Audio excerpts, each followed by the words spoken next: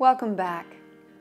In the last video, I answered a question from a girl who was asking about what book she and her fiance should read to prepare for marriage, and she said that they really believe in mutual submission and love and don't agree with the husband being the lead or the head and a wife being submissive. And I totally relate with that stuff, because those are the passages in Scripture that I'm like, what in the world does this mean? And I always think about like non-Christians looking in and hearing pastors discuss a wife submitting and a husband being the head. They must just think we're crazy. And then we've got everybody fighting over egalitarianism and complementarianism, and it's just like, oh, what in the world? Like, why are we trying to put God in a box? Like, what is this actually saying? And my answer is, I don't know. I have struggled through this, and I think it's really important for you to struggle through it instead of just disregarding a passage in Scripture because we might not like the word like respect or submit or headship. But what I've kind of come to realize is that oftentimes I react to things that I don't know about out of my fear. And I know a lot of Christians will hear what a pastor preaches and then they completely miss it, or they manipulate it. So I know that one time there was a guy that kept telling me that I was showing him disrespect, and I really didn't understand the whole disrespect thing at that point, you would think, with my dad having written the book. But I wanted to try and learn because I knew it was a need that a man had. And so I finally had these red flags raised, and I'm like, I don't know if this is actually disrespect. So I took it to my dad and I was like, okay, this is the situation. Am I being disrespectful? And my dad was like, no, he just doesn't like that you're setting up boundaries, and he doesn't like that. So I know there's definitely a manipulation of Scripture, words like respect and headship and whatnot.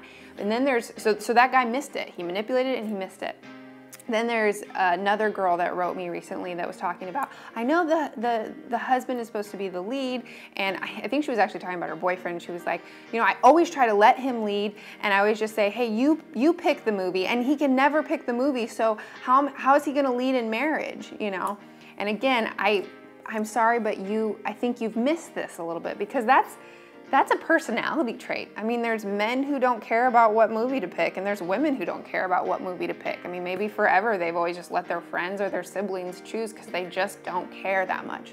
Then there's other very strong women who know what movie they want to watch, and strong men who know what movie they want to watch. So it's a preference issue. So we can't apply to Scripture things like the movies. So if some guy finds some woman that just never knows what movie to pick, he shouldn't have like droves of men lining up to like marry this woman. That doesn't mean that she's like the biblical depiction of submission.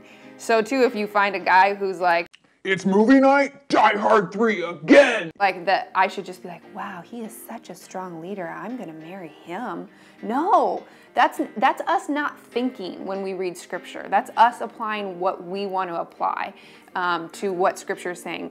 God is saying that the husband is supposed to be the head and the wife is supposed to submit, and follows that with, as Christ is to the church. Christ sacrificed for the church.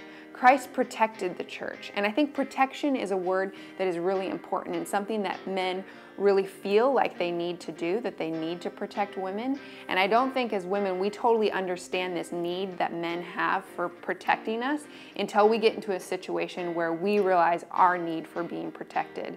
And that's hard to say because I'm a strong woman, but it wasn't until a man tried to attack me that I realized this need that I had. And I will tell you more about that in part 3. On the next Ask Joy, Joy's therapist proves to be a terrible actress. Nothing's changed with him. He's not the same. I don't know what left there is to do. I mean, you put him on medication. If we put you on medication?